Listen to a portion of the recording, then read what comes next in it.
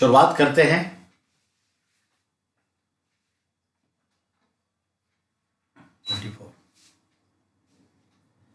Listen carefully बेटा, जहां हम पहुंचे थे उससे आगे बढ़ना है।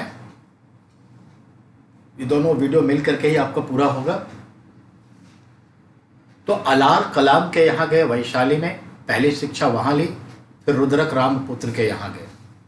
उसके बाद सेल्फ स्टडी के पर्पज से वो और आगे बढ़े और समय के साथ घूमते फिरते उस जमाने में जहां अक्सर लोग संन्यास के संदर्भ में ज्ञान की पिपासा को लेते हुए जहां पहुंचते थे वहीं पहुंच गए। आज का जो बोध गया है, वहां बोध गया में जहां पहुंचे तो वहां पर चर्चा होने लगी कि ये एक ऐसा राजकुमार है, राजा है, जो राज्य का त्याग करके संन्यास ग्रहण है किया है और ज्ञान की खोज में इधर आया हुआ है। क्षत्रिय धर्म था ही उनका। ये सब सोच के बहुत सारे लोग जो हैं में जिज्ञासा थी। गणिकाओं के बीच भी ये सब बातचीत चल रही थी और इनको वहीं पर मुलाकात हुई 5 ऐसे ब्राह्मण जनों से जो ज्ञान की तलाश में पांचों निकले हुए थे। उन पांचों का नाम है कोंड, वप्पा, भदिया, आसांगी और महानामा। ये पांचों ने कहा कि हमें भी ज्ञान दिलाइए। तो एक तरह से वो शागिर्दगी कबूल कर लिए।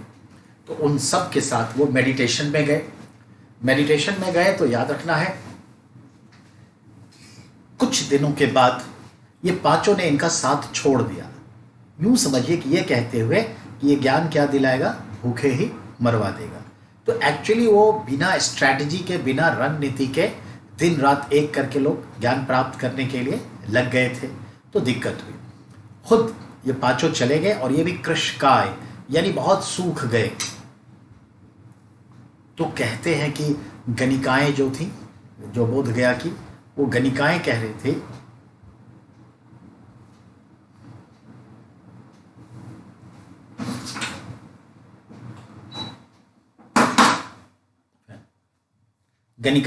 थी कि वीणा के तार को इतना मत खींचो कि टूट जाए, इतना ढीला मत रखो कि ध्वनि संगीत उत्पन्न ना हो। यह बात गौतम बुद्ध तक मैसेजिंग हुई।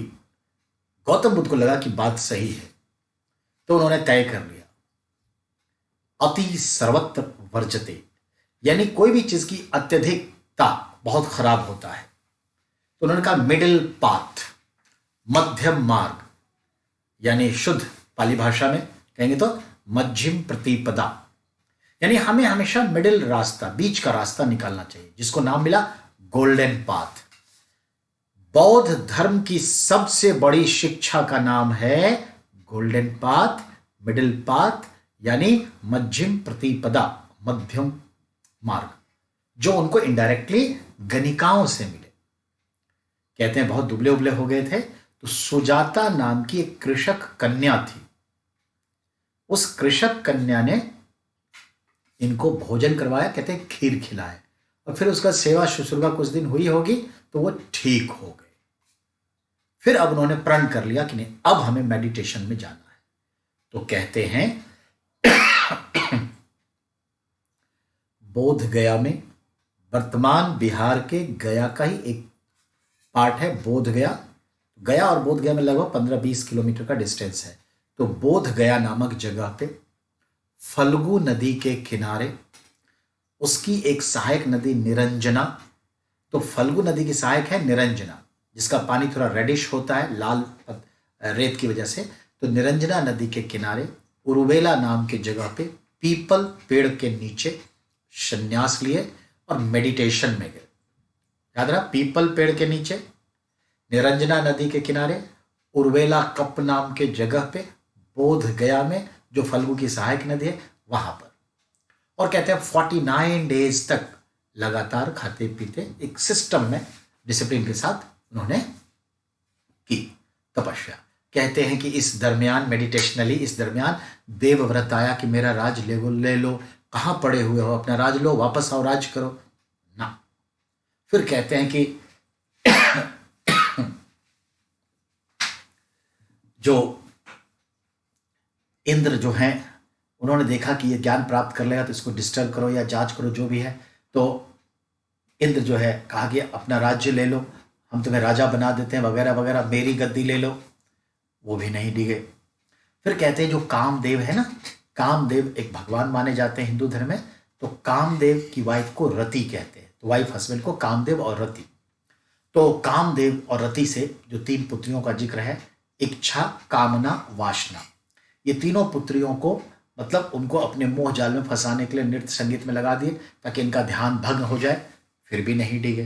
तब कहते हैं प्रजापति ब्रह्मा जो थे देव, वो एक प्रकाशमय स्थिति में आए और फिर मांगा, उन्होंने कहा ज्ञान चाहिए, तो उन्होंने तथास्तु करके आशीर्वाद दिया और ज्ञान प्राप्त हुआ। सिंपल भाषा में समझिए, ज्ञान प्राप्त हुआ। ज्ञान प्राप्त हो गया, जीवन मरण जिंदगी वगैरह, आत्मा परमात्मा, दुख सुख क्या है सब पता चल गया। अब उन्होंने सोचा कि अब क्या करें, तो उन्होंने ये सोचा कि इस ज्ञान का प्रसार कैसे करें कि ज्यादा से ज्यादा लोगों का वेलफेयर हो सके, क्योंकि सभी लोगों को दुख है। तो ये चीज है। तब उन्होंने फिर एक 49 डेज का मेडिटेशन किया। वो इसलिए मेडिटेशन था how to apply this knowledge in public life to remove their troubles, pain, grief, यानी आम जनता के दुखों को दूर करने के लिए कौन सी विधि अपनाई जाए, उसके लिए 49 दिन का किया। अर्थात गौतम बुद्ध ने 49 दिन यानी 7 सप्ताह, 5 7 सप्ताह 49 यानी 7 सप्ताह का जो है उन्होंने क्या किया, मेडिटेशन, ज्ञान प्राप्ति। तब एज कितना था, 35। 29 वर्ष में गृह त्याग, 35 वर्ष में ज्ञान प्राप्ति। कहां प्राप्ति ये भी समझ गए। देखा जाए तो कहां से थे, उत्तर प्रदेश से, आज का संदर्भ ले तो। ज्ञान प्राप्ति कहां हुई, बिहार से। ये भी पॉइंट क्लियर हो गया। अब आइए, बौद्ध धर्म में ज्ञान प्राप्ति को क्या कहते हैं, निर्वाण प्राप्ति। निर्वाण का मतलब मोक्ष। हिंदू धर्म में मोक्ष का मतलब है हर चीज को जानकर ले लेना, यानी विवेक सम्मत हो जाना हर चीज के बारे में। मृत्यु क्या है, जीवन क्या है। तो जैसे कोरोना कई लोगों को समझा दिया ये मृत्यु है जी, तुम्हारे सामने में तुम्हारा बेटा संतान मरेगा, बेटी मरेगी, हस्बैंड वाइफ एक दूसरे तड़पेंगे और टच भी नहीं कर सकते, छोड़ दिया जाएगा। ये जीवन का यथार्थ, ये सिखा दिया ना मृत्यु क्या है, और ये भी सिखा दिया उल्टा कि जीवन क्या है, कितना बहुमूल्य है, कैसे बचा के रखना है, और एक परिवार में मौत से पूरा परिवार कैसे डिस्टर्ब होगा। तो ये जीवन का यथार्थ बताया गया। यही सब ज्ञान होता है एक्चुअली। ये तो हम और आप जो अभी पढ़ रहे हैं वो ज्ञान तो एक्चुअली देखा जाए तो नौकरी पेशा करने के लिए है, पर बेटा यथार्थ ज्ञान जो होता है जिंदगी का, वो जिंदगी जीने के लिए है कि कोरोना में भी कैसे संघर्ष करके खुश रहते हुए जिंदा रहना है आगे के लिए, मानव के लिए। ये मतलब है, तो मायने रखता है। तो ये ज्ञान प्राप्ति हो गई। तो याद रखना है कहां ज्ञान प्राप्ति हुई, उरुवेला कब, बोध गया, बिहार। अच्छा, कहां पे, किस लोकेशन पे, पीपल पेड़ के नीचे, निरंजना नदी के किनारे, जो फल्गु की सहायक थी। ठीक है, कब, किस उम्र में, 35 वर्ष की अवस्था में। अच्छा, अब ज्ञान प्राप्ति हो गई, तो अब सवाल है कि अब वो क्या कहलाए, तो अब इनका नाम पड़ा बुद्ध, बुद्धत्व, इनलाइटमेंट हो गए। इनलाइटमेंट मतलब होता है ज्ञान प्राप्ति करना, तो बुद्धत्व प्राप्ति हो गई। तो अब गौतम के साथ एक नाम जुड़ गया, बुद्ध, और निर्वाण प्राप्त कर लिए यानी मोक्ष प्राप्त कर लिए। बौद्ध धर्म में मोक्ष यानी निर्वाण जिंदा रहते ही होता है, जैन धर्म में यह मृत्यु के साथ होता है। ये चीज है, पॉइंट क्लियर हो गया बेटा। तो कहां पर, किस लोकेशन में अब है, वो कौन सा दिन था, it was also Vaishakh Purnima. जन्म वैशाख पूर्णिमा, ज्ञान प्राप्ति वैशाख पूर्णिमा, गृह त्याग अमावस्या। ठीक है, यहां तक आप समझ गए। अब आइए, अब सोचा कि इनको कैसे करें, तो उसके बाद वो निकल पड़े कहां निकल पड़े सारनाथ। आज जो वाराणसी में काशी से 29 किलोमीटर दूर जो एक जगह है सारनाथ, जिसका उस टाइम में क्या नाम था, ऋषिपत्तनम। क्या नाम था, ऋषिपत्तनम। वहां पर पहुंच गया। उसका महादेव की नगरी है सारनाथ। सारंग मतलब सांप होता है, सांप का नाथ, सांप का मालिक महादेव, तो ये है ऋषिपत्तनम। तो वहां पर पहुंच गए। याद रखिएगा, वहां पे एक जगह है मृगदाव, आज वो गांव है। तो मृगदाव यानी ऋषिपत्तनम यानी सारनाथ, मृगदाव वन होते थे वहां पहुंच गए। वहां जनरली लोग पहुंचते थे, यूं समझिए आज के दिल्ली के इंडिया गेट की तरह, किसी जामुन पेड़ के नीचे बैठ करके साधु बन गए, सन्यासी बन गए, या लोगों को देख रहे हैं, या अपना चिंतन मनन कर रहे हैं, या अपना दुख के लिए अलग से आइसोलेट होकर बैठ गए। तो ये मतलब था। तो उस जमाने में सारनाथ का ये इंपॉर्टेंस था, वहीं पहुंचे जहां सभी लोग पहुंचते थे। और पहुंचने के बाद वो 5 ब्राह्मण, फिर मुलाकात हो गई और पांचों ने कहा कि अच्छा, आपको तो ज्ञान भी मिल गया, हम तो यूं ही भटकते रह गए, हमें अपना शिष्य बना लीजिए। तो इन्होंने इन 5 ब्राह्मणों को अपना शिष्य बनाया और ये ही इनके 5 प्रथम शिष्य हैं। तो जब कहते हैं ना गौतम बुद्ध के 5 शिष्य, तो ब्राह्मण थे, यही 5 है, कोंड, बप्पा, बदिया, असांगी, महानामा। ठीक है। और इन्हीं 5 को फिर बैठा लिया और उन्होंने अपने जीवन का ज्ञान प्राप्ति का पहला उपदेश दिया। उपदेश यानी प्रीचिंग। तो जीवन का पहला उपदेश कहाँ दिया? सारनाथ। किसको दिया? 5 ब्राह्मण। उनके प्रथम शिष्य कितने थे? 5 थे। तो प्रथम उपदेश को क्या कहा जाता है? प्रथम उपदेश को कहा जाता है धर्म चक्र प्रवर्तन, यानी धर्म का चक्र अब चल पड़ा, ये कहा जाता है। ठीक है, यहां तक आप समझ गए। अब आइए, अब सवाल है कि गौतम बुद्ध की प्रीचिंग लैंग्वेज क्या थी, भाषा क्या थी? तो याद रखिएगा, उस समय में प्राकृत भाषा चलती थी। राज दरबार में संस्कृत, आम जनता प्राकृत बोलती थी। पर इस प्राकृत को भी अलग अलग रीजन में जाके डायलेक्ट्स थोड़ा अलग हो जाता था। तो डायलेक्ट से अलग हो जाता था बोलियां। तो देखा जाए तो लोअर गंगा जो वैली थी, यानी निम्न गंगा घाटी, वो बिहार और बंगाल हुआ, और ईस्टर्न यूपी। तो इस जगह पे जो भाषा एक बोली जाती थी वो थी एक पाली, और पाली भाषा जो है नेपाल की तराई से लेके इस क्षेत्र में बोली जाती है। तो इन्होंने प्राकृत भाषा के पाली बोली डायलेक्ट्स को, ठीक है ना, एसेंट को चूज किया, क्योंकि वहां मैक्सिमम लोग यही बोलते। तो आप उसी लैंग्वेज में बोलेंगे ना जिस लैंग्वेज में लोग समझें। हम भी वही लैंग्वेज चूज करेंगे जिसमें आप समझें। तो ये चीजें याद रखिएगा, इन्होंने पाली भाषा में अपनी उपदेश सारे दी। एक पॉइंट क्लियर। अब आइए, अब आता है कि जीवन में क्या करते थे ये? उपदेश देते थे, हर जगह जाते थे, भटकते रहते थे, उपदेश देते थे, और कई लोग इनके उपदेश के दीवाने हो गए, कई लोग इनके से जुड़ते चले गए। कुल मिलाकर के इन्होंने अपने जीवन का आखिरी उपदेश, जीवन का आखिरी उपदेश श्रावस्ती में दिया। कौशल राज्य था ना, उसका कैपिटल होता था श्रावस्ती। तो श्रावस्ती में दिया, और श्रावस्ती का आज अगर लोकेट करेंगे तो गोरखपुर के पास एक छोटा सा डिस्ट्रिक्ट है श्रावस्ती, वहां दिया। तो चलिए, श्रावस्ती में आपसे पूछेगा आखिरी वर्षा ऋतु कहां बिताए? चतुर्मास, 4 महीने बारिश जो होती है, जो शुरू हो चुका है जून से, 4 महीने, उसमें जनरली योगी सब कहीं भीख मांगने नहीं जाते। लोग उस समय में अपने आप तकलीफ में रहते थे वर्षा में, तो एक जगह विराम कर लिया।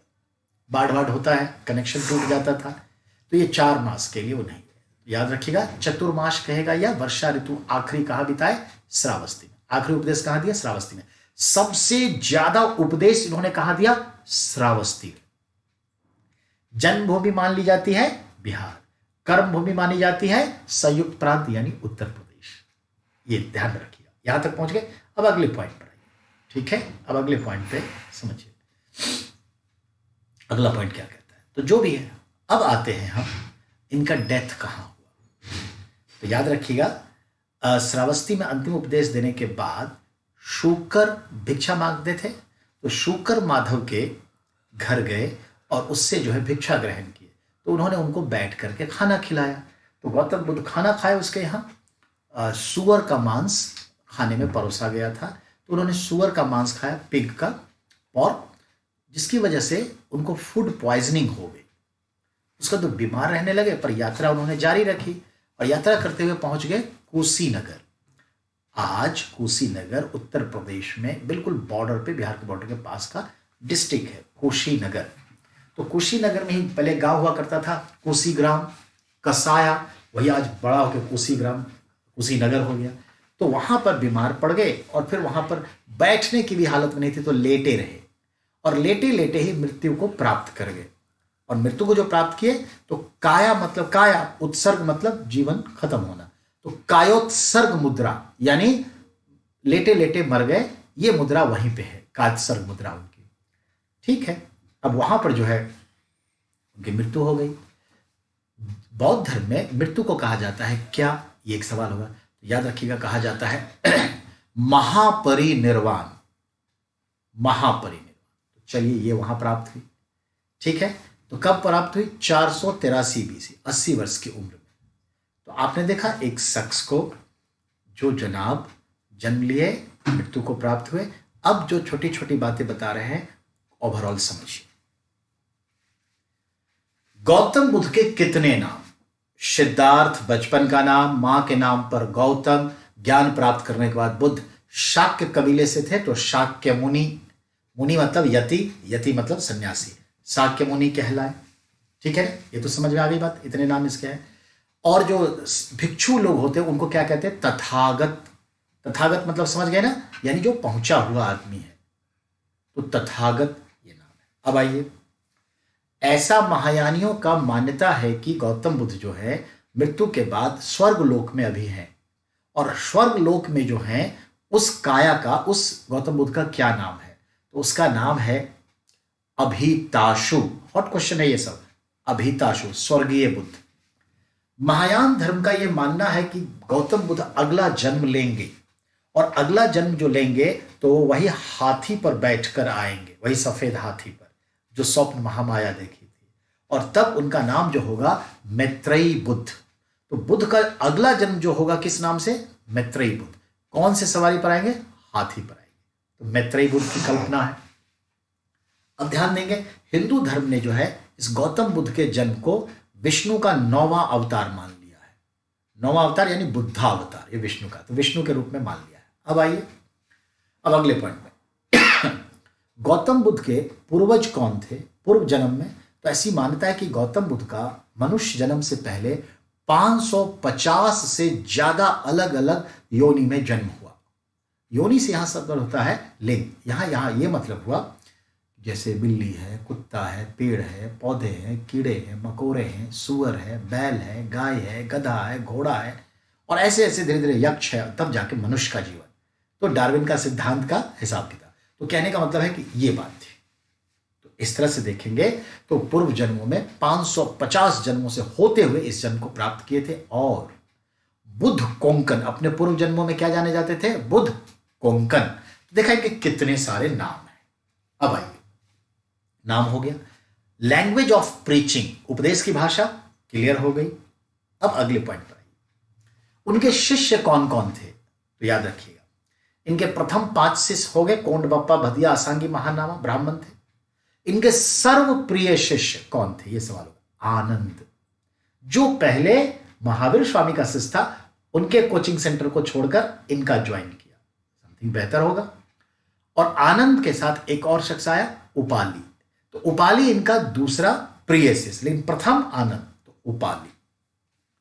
अब देखेंगे यही उपाली जो है महाकच्चायन कहलाएगा, महाकश्यप उपाली कहलाएगा। अब आइए, अगला शिष्य कौन है? तो याद रखिएगा, अगला शिष्य के संदर्भ में देखें तो शिष्य के तौर पर हम नहीं ध्यान देखेंगे, लेकिन आप जानते हैं ना अंगुलीमाल डाकू, वो भी जो था इनका शिष्य बना। अब अगला संदर्भ देखते हैं हम इनका, तो एक है सारीपुत्र। सारीपुत्र व्यक्ति था, वो भी इनका शिष्य बना। मोदगलायन इनका शिष्य था। सारीपुत्र, मोदगलायन, ठीक है। फिर मैंने क्या कहा आपको? आनंद, उपाली, ये 4 और वो 5 ब्राह्मण प्लस शिष्या कौन कौन थी? तो इनकी प्रथम शिष्या यानी महिला जो थी वो थी इनकी अपनी मां प्रजापति गौतमी। आनंद ने कहा कि ये भिक्षुनी बनना नहीं चाहती, आनंद ने कहा कि आपकी मां चाहती है कि वो भी बौद्ध धर्म को ग्रहण करे, भिक्षु जीवन, सादा जीवन जिए। तो बार बार कह रहे थे कि नहीं, स्त्रियों को नहीं लाना है, लेकिन आनंद ने इतना प्रेशराइज कर दिया, इंसिस्ट कर दिया कि गौतम बुद्ध को कहा कि चलो महिलाओं के लिए भी आप बौद्ध धर्म के आंगन को खोल दो, भिक्षु के रूप में साधारण गृह जीवन में रह ले। तो प्रजापति गौतमी ही जो है अपने बेटे से दीक्षा ग्रहण की और पहली महिला शिष्या बनी। तो मां ही शिष्या है, बात समझाई? इन दैट रिस्पेक्ट प्रजापति गौतमी पहली शिष्या, और दूसरी आम्रपाली जो वैशाली की नगर वधु थी। आम्रपाली याद है ना, बिंबिसार की पैरामोर, आप रखेल कह लीजिए या प्रेमिका कह लीजिए, ठीक है। तो ये भी बनी, तो आम्रपाली। तो याद रखना है, आम्रपाली बौद्ध धर्म में आ गई थी, लेकिन भिक्षुनी कब बनी? तो जो प्रथम संगति बौद्ध संगति होगी मरते ही तो भिक्षुनी बन जाएगी। तो कहने का मतलब ये मतलब हुआ। तो देखा आपने शिष्य और शिष्या की बात हो गई। अब आइए उनके टाइम पर कौन कौन थे, पहले बता दिया, बिंबिसार है, अजातशत्रु है, ये चीज। अब सवाल है कि जब गौतम बुद्ध मरे उस वक्त राजा कौन था मगध का? अजातशत्रु था। यहां तक पॉइंट क्लियर हो गया। अब अगले पॉइंट पर आइए। तो अजातशत्रु था। अब जो नेक्स्ट पॉइंट बनता है उसके ऊपर बात करें। अब होता है उनका थिंकिंग, सोच, यानी समझिए इनकी फिलॉसफी। तो अब हम बौद्ध धर्म की फिलॉसफी पर जाएंगे। फिलॉसफी नंबर 1 पर समझिए। गौतम बुद्ध ने कहा 4 आर्य सत्य, there are 4 universal truth. 4 universal truth है जीवन में। क्या है आप भी समझिए और आपको भी मालूम है। लाइफ इज ट्रबलसम, जीवन दुखमय है, और कोरोना तो साबित भी कर दिया फिर एक बार। तो जीवन दुखमय, दुख से भरा है, यह पहला सत्य है जीवन का। बिल्कुल सही। और यह पूरे दुनिया का भी सत्य है, चाहे ट्रंप ही क्यों ना हो। अब दूसरा उन्होंने कहा दुख का कारण होता है। उन्होंने क्लियर कहा there is a cause behind every grief. बिल्कुल सही। दुख का कारण है सबका। किसी का कारण पैसा है, किसी का बीवी, किसी का हस्बैंड, किसी का बेटा, किसी का समय ठीक नहीं, किसी का बॉस, कोई ना कोई कारण बना किसी।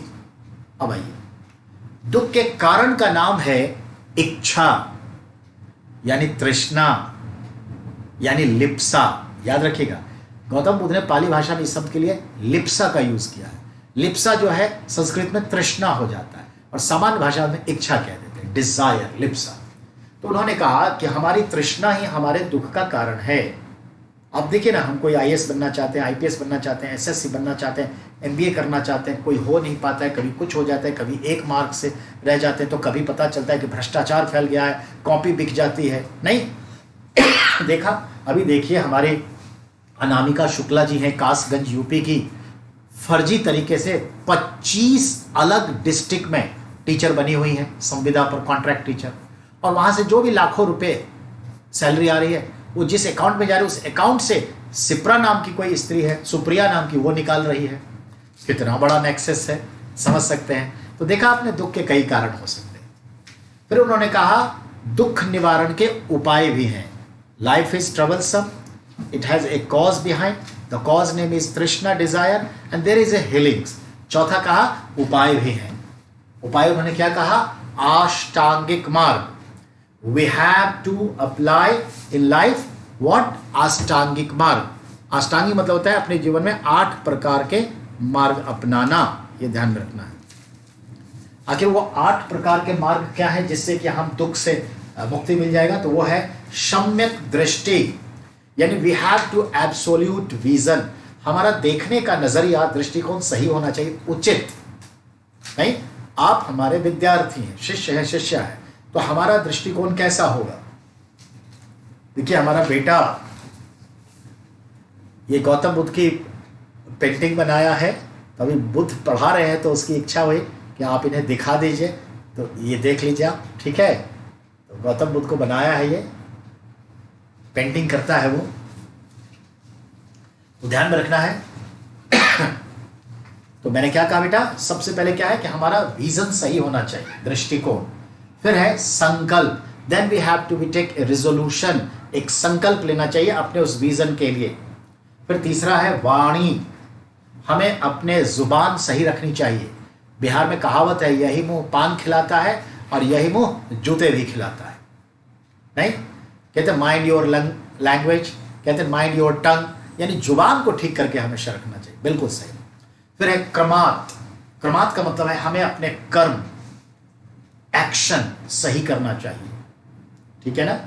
अब मैं आपको एक सिंपली बात बताऊं, पैरामाउंट की बात है।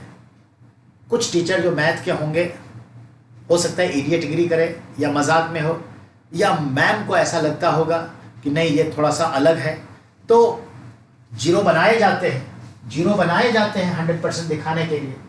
अब जीरो बनाने का तरीका होता है, लेकिन उसको अगर कोई दूसरे सेंस में ले ले तो क्या होगा।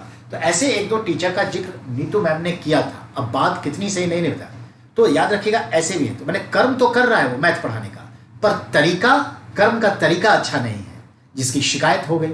यही है बेटा कर्म।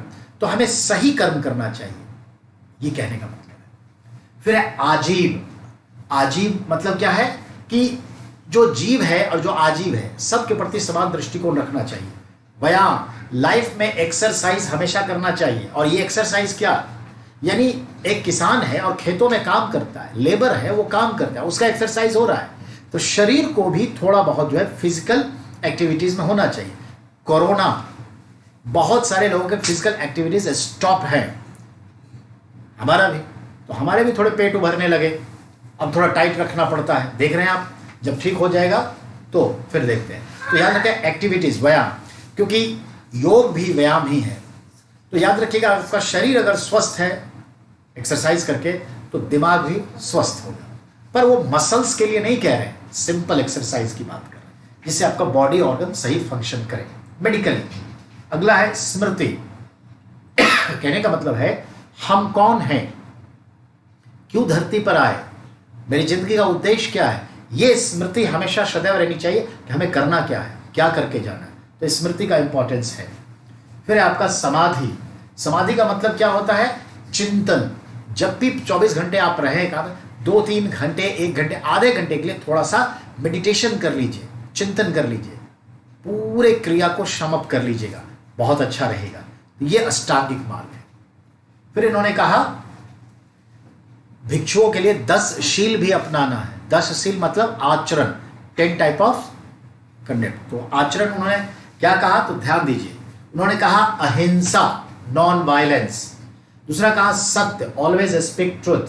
तीसरा कहा आस्तेय, और आस्तेय का मतलब है क्या, हम दूसरे के धन को छुए भी नहीं। फिर कहा उन्होंने व्यभिचार से बचे।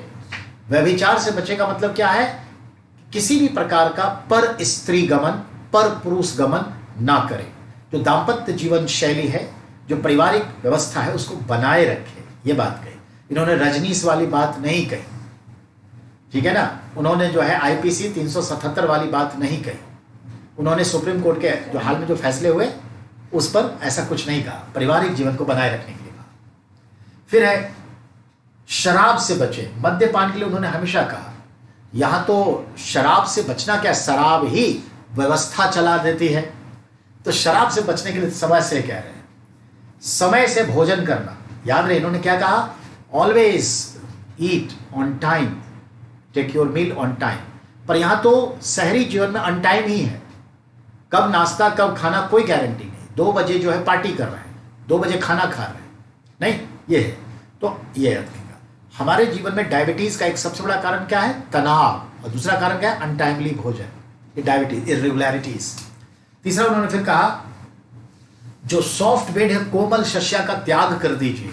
क्या, हम लोग कर्ल ऑन पर सोते हैं, मोटे मोटे गद्दे बनाते हैं और धस जाते हैं उसमें, काउच पोटैटो। इन्होंने कहा इसका त्याग करिए, ट्रैक्शन, सिंपल बेड रखिए। पर कोई मानता ही नहीं है। तो शरीर को भी आराम मिलेगा, मन को भी, और टाइम पर उठ भी जाएंगे। जैसे ही लग्जरी लाइफ होता है, थोड़ा और सो लेते हैं, पता चला कि आपने 12 घंटे दिन में से 3 घंटे बर्बाद कर दिए। फिर इन्होंने क्या कहा कि सोने से बचना, यानी ज्यादा सोने से बचना, बहुत अच्छी बात कही। धन संचय मत करो, अपरिग्रह, यानी do not more collect your wealth. यहां तो 7 पीढ़ी तक के लिए जमा करने के चक्कर में भ्रष्टाचार करते रहते हैं। अब बताइए क्या हो गया, अभी इतने दिन से जमा कर रहे थे, नोटबंदी आया, हिसाब लग गया, अभी कोरोना आया, बहुत का हिसाब लग गया, तो क्या करेगा जमा करके, ये चीजें। अब है स्त्रियों से दूर रहो। इन्होंने क्लियर कहा कि स्त्रियों से दूर रहो। यहां स्त्रियों से दूर रहने का मतलब भिक्षुओं के लिए। और फिर कहा नृत्यांगनाओं से दूर रहो, यानी नृत्य संगीत से दूर रहो। देखिए यही काम तो इस्लाम में भी है, स्त्रियों से दूर रहो, शराब से दूर रहो, ठीक है, नृत्यांगनाओं से दूर रहो, ये सब चीज वहां भी है। पर सब अपनी अपनी सुविधा के हिसाब से अपनी व्याख्या करके चलते हैं, ये चीजें।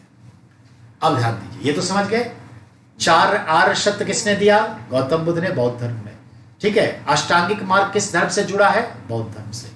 फिर हमने क्या कहा, 10 शील की उन्होंने किस क्या दिया, ये भी क्लियर हो गया।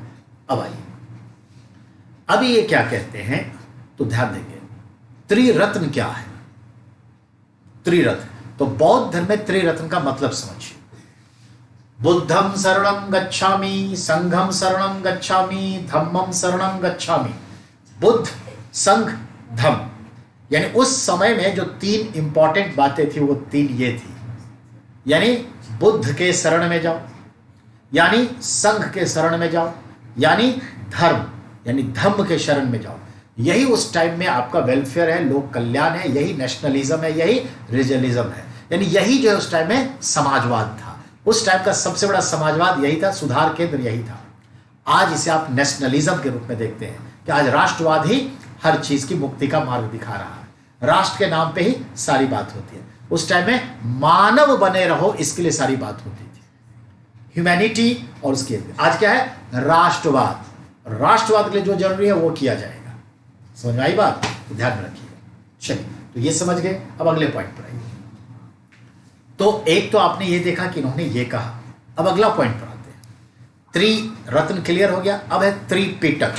बौद्ध धर्म में त्रिपिटक का क्या मतलब है? तो जितने भी बौद्ध साहित्य हैं ये पाली भाषा में लिखे गए हैं। बौद्ध साहित्य का अंतिम संकलन, the last codification of all बौद्ध लिटरेचर एट इन श्रीलंका नोन एज दीपवंश महावंश।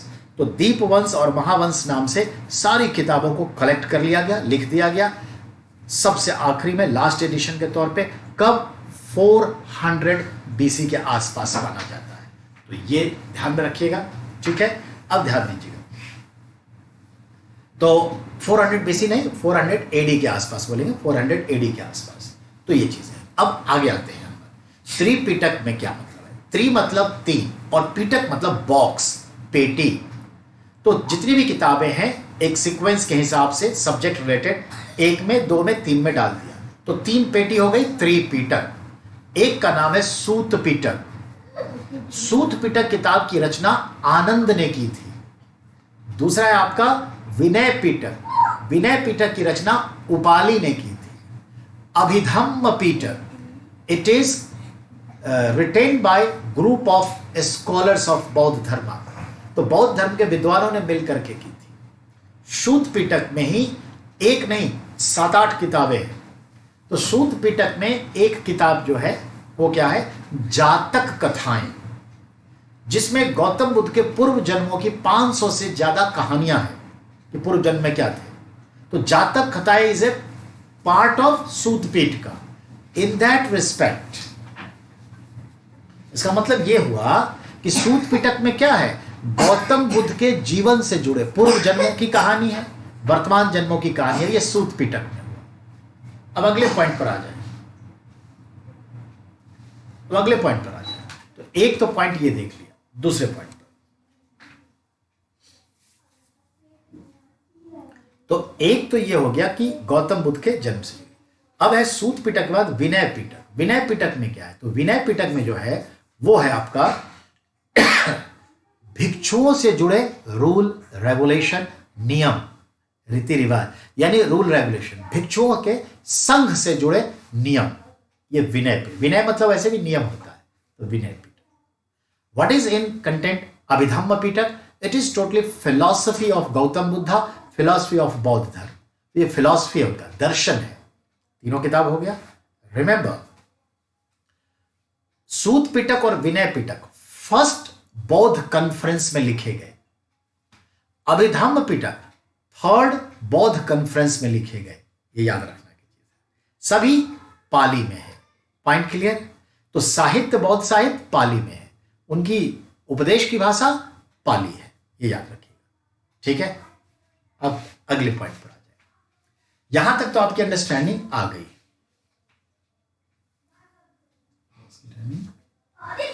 अब सुनिए, तो यह भी हो गया साहित्य से। अब आते हैं बौद्ध धर्म के संदर्भ में कि गौतम बुद्ध से जुड़े कुछ प्रतीक चिन्ह होते हैं, सिंबल्स।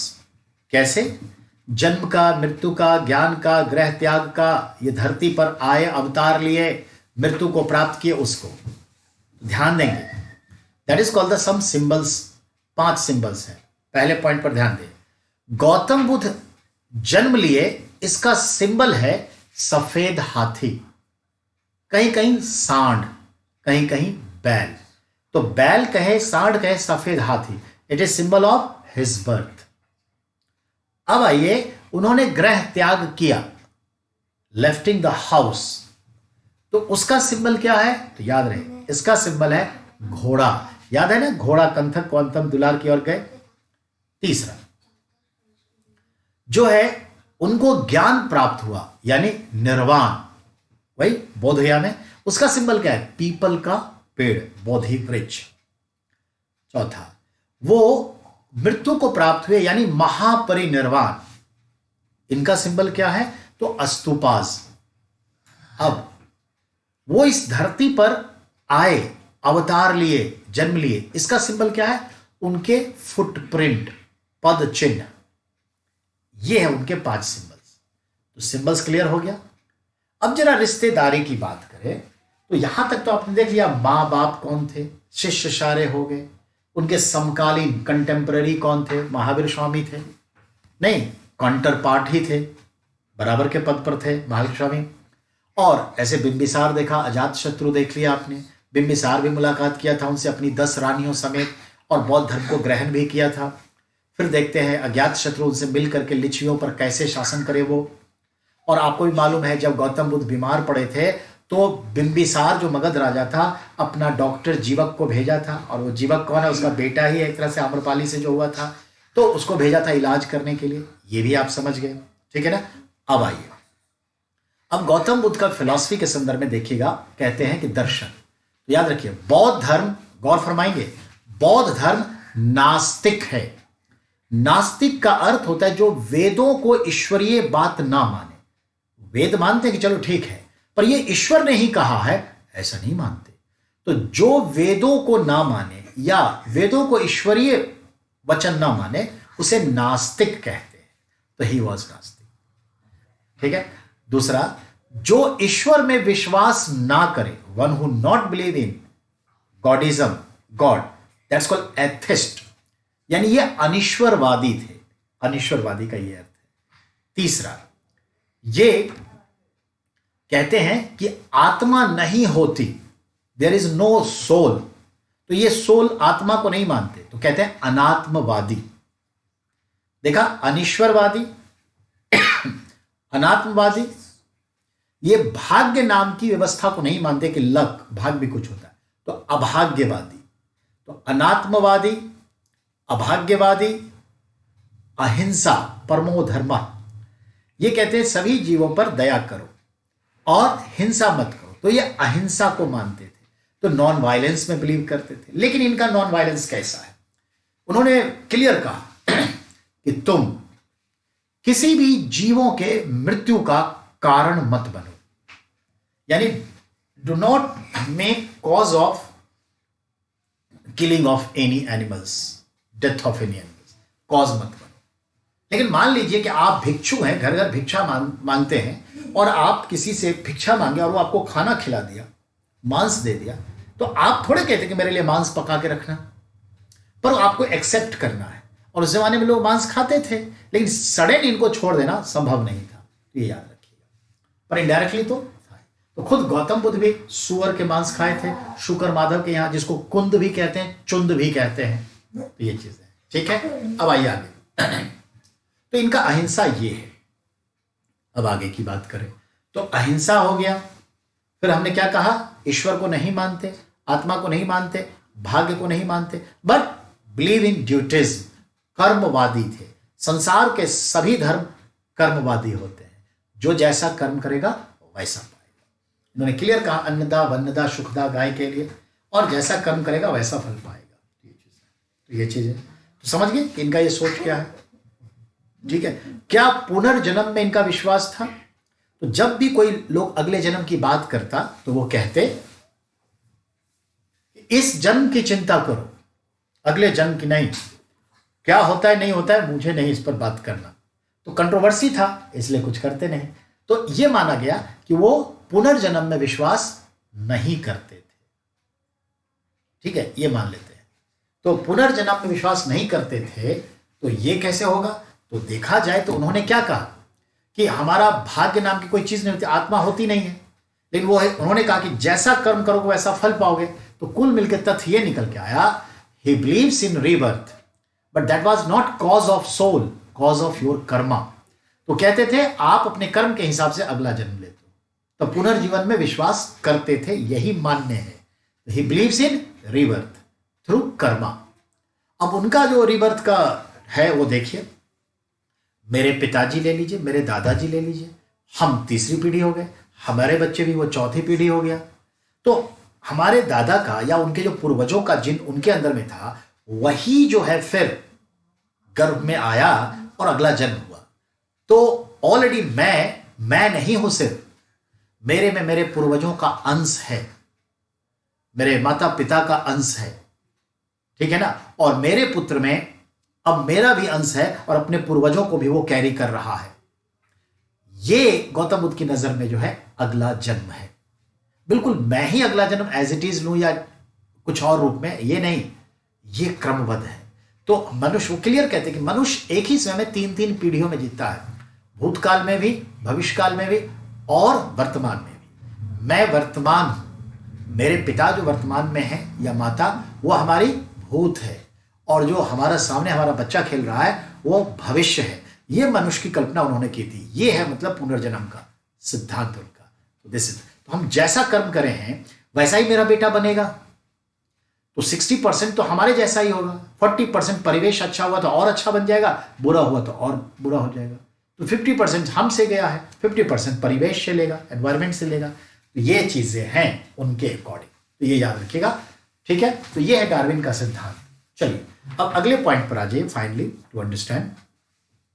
तो आपने देखा कि उन्होंने क्या कहा, पुनरुक्ति, इन सब पे उनका विश्वास था, ठीक है। अब इनका जो विश्वास है ये तो देखा। अब होते हैं बौद्ध धर्म का बंटवारा कैसे हुआ, कैसे हीनयान, महायान, शौतांतिक, शून्यवाद, ठीक है ना, और उसी तरह से थेरवाद, थेरीवाद, अस्थाविर, महाशंघिक, फिर महायान, ये डेवलप हुआ और 18 संप्रदायों में बट गया। फिर देखते हैं कि कैसे 4 बौद्ध संगतियां हुई। इन सब पे हमारी बात जारी रहेगी। एंड डू नॉट माइंड, अगले में कल भी हम इसी पर रहेंगे और कल फिनिशिंग होगी, कल भी ये क्लास जारी रहेगी। कल बौद्ध धर्म खत्म होकर जैन धर्म, ये दोनों हो जाएगा, तो कल फिनिश करेंगे, ठीक है। तो रास्ते में किसी को नहीं छोड़ना है, मंजिल तक पहुंचाना है। तो इस टॉपिक को हम कल फिनिश करेंगे। Thank you very much.